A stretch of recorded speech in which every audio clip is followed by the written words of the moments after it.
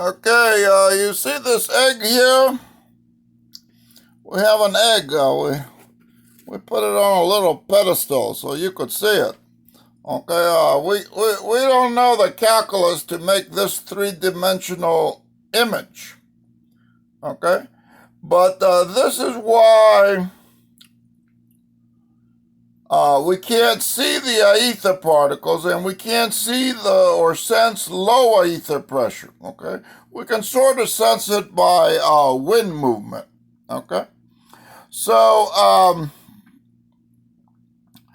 basically, what happens when the sun? Okay, the sun has a low pressure bubble that's bigger than the Earth's low pressure bubble.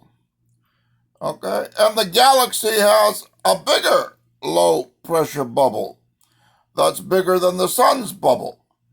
Okay, so since the sun is the biggest bubble in our neighborhood, okay, it is pulled toward the galactic center with more force. I mean, because of the pullback. Okay, the galactic center pulls on the Earth and the sun and Jupiter the same, okay?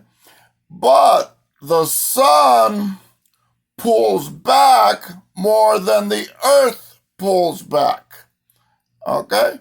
So the force between the sun and the center of the galaxy is greater. So the sun will accelerate faster. And the reason it does that is because its bubble, its low pressure Aether bubble is warped towards the sun. Okay, so that more of the bubble points towards the sun, which creates a greater draw. So that's the reason for that's the reason for um,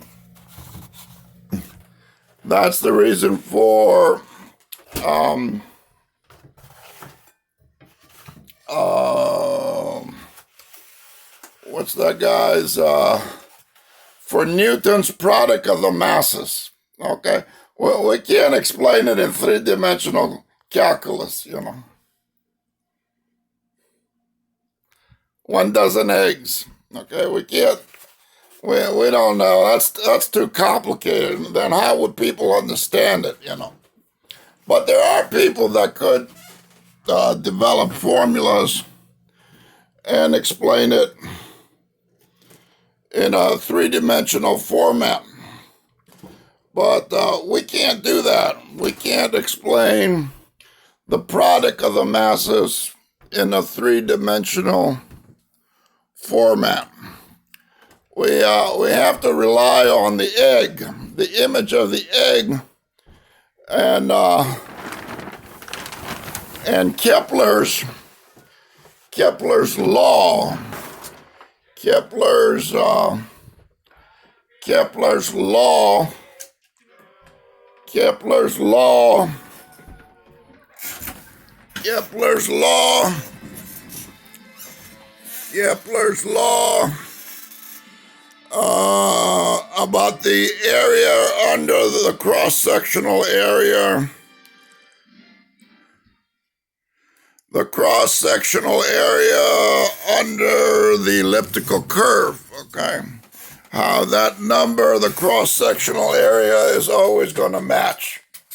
Okay, so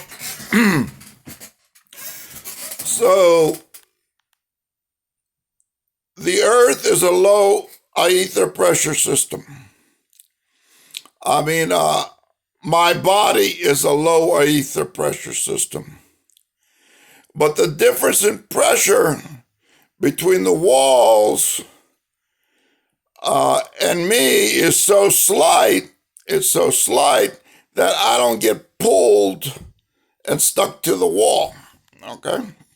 Even though the wall has more mass than I do. So this is why they can't tell the difference between a bowling ball falling to earth and and an orange fall into Earth. Now they're gonna the bubble around the bowling ball. The bubble around the bowling ball is going to be warped towards the center of the Earth.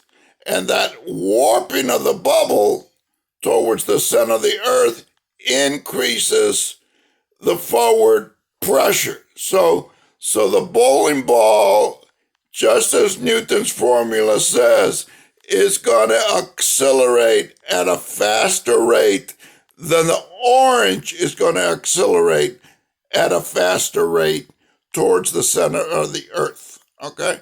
So that's the reason for the product of the masses. Now, whether it's exactly correct, we don't know. All we know is that it's similar to Coulomb's law. So Newton's law is similar to the Coulomb law with respect to electric charges. So the effect of Newton's law is to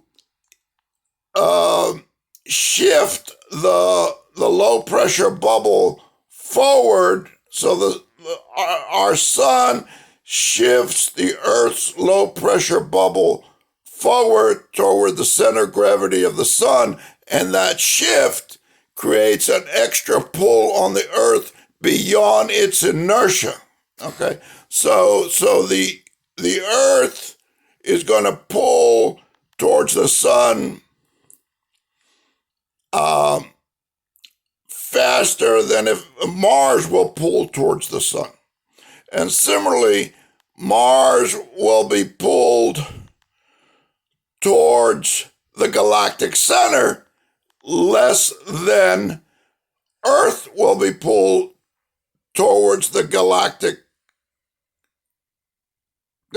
center. Okay?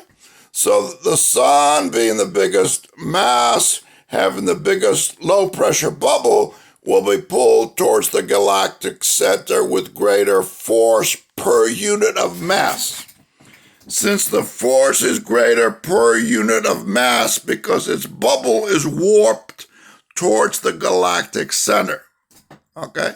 This warping of the bubble into an egg shape, okay, with more lowest pressure in the front allows for greater pull, greater than per unit of mass.